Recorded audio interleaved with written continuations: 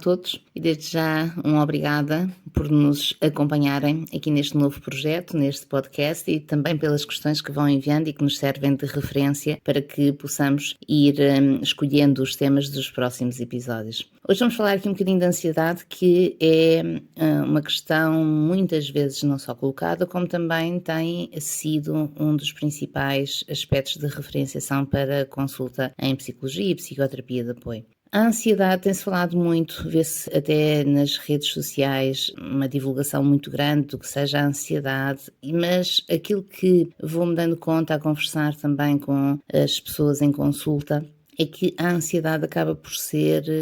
compreendida como uma espécie de defeito. Como se eu tenho ansiedade, se a ansiedade que eu sinto vem com toda esta força, com toda até esta incapacidade de dar resposta, por exemplo, ao meu dia-a-dia ou às minhas circunstâncias, então eu tenho um problema. E o problema começa pela ansiedade em si, interpretando que a ansiedade não deveria existir. Isto começa por ser, de facto, uma primeira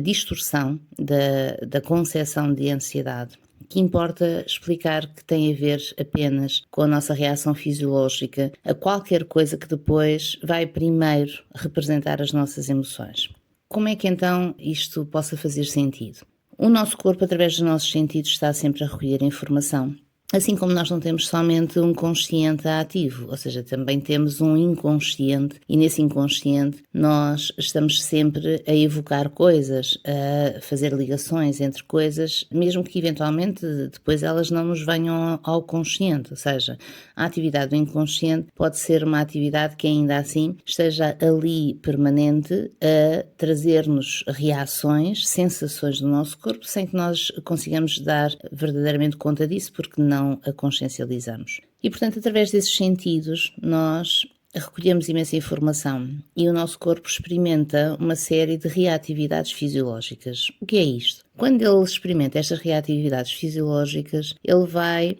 fazer coisas e fazer-nos sentir coisas que nós conseguimos explicar aos outros. Nós conseguimos dizer que o coração começou a bater mais rápido, conseguimos dizer que veio uma dor de cabeça, que temos uma sensação de aperto no peito, que, a barriga ficou às voltas. Nós vamos conseguir descrever uma série de sintomas que são claramente fisiológicos e que são fáceis para nós de reconhecer e fáceis de colocar em palavras e explicar aos outros. O que é mais difícil nesta fase deste processo é que nós conseguimos explicar que se calhar temos um aperto no peito, mas não conseguimos dizer necessariamente que emoção é aquela no sentido à sua correspondência sentimental. Portanto, qual é a correspondência sentimental? Será sempre alguma coisa que já tem algum pensamento à mistura. Diz que já foi, do ponto de vista psicológico, elaborada. Eu se sentir, imaginem, qualquer coisa que me perturba, e a seguir, se calhar, dá-me uma volta à barriga e eu fico mal disposta, eu nem sempre sou logo capaz de fazer uma ligação eventual de que aquilo que eu senti no meu corpo e a reação que o meu corpo teve significou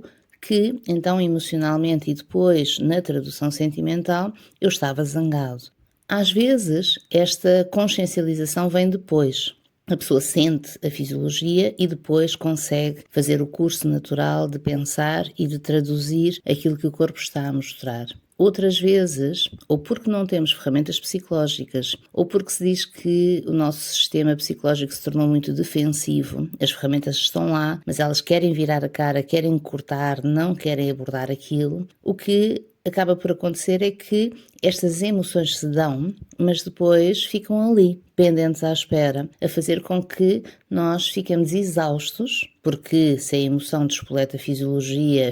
vai estar ao rubro, o nosso corpo vai estar ao rubro, e isso na verdade é incapacitante e insuportável, porque não é dessa forma que nós conseguimos depois estar funcionais ou tampouco sentirmos-nos bem.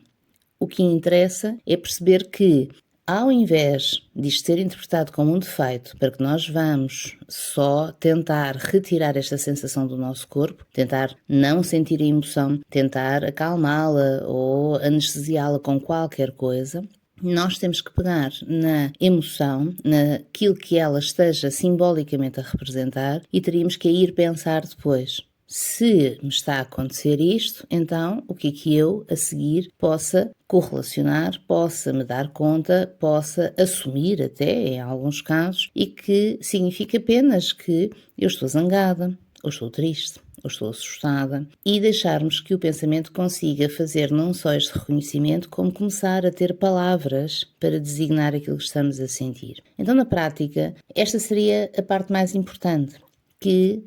o nosso corpo, embora reaja fisiologicamente, nós temos que ir progressivamente, e desde que somos bebés e vamos crescendo e nos desenvolvendo psicologicamente, tendo a capacidade de elaborar através do nosso pensamento tudo o que se passa dentro. E também a nossa vida emocional, daí se falar a chamada inteligência emocional, que passa por cada vez mais percebermos que aquela sensação no peito às vezes é tão parecida entre a sensação naquele dia em que estávamos assustados, como se calhar aquela sensação naquele dia em que estávamos felizes, ou se calhar aquela sensação naquele dia em que estávamos zangados. Porque às vezes a fisiologia é muito semelhante. E se não fomos, enquanto crescemos, estimulados, apresentados a sensações, a ambientes que nos trouxessem emoções variadas. Se nós não fomos convidados a pensar e a colocar em palavras, falar, a conversar, a expressar pelas palavras as nossas emoções, o nosso pensamento não consegue fazer este trabalho, não só de descodificação do que está dentro, de reconhecimento que aquilo é de dentro e não é para só deitar para fora, não é só para fugir daquilo ou anestesiar aquilo, e ao mesmo tempo também para conseguir figurativamente arrumar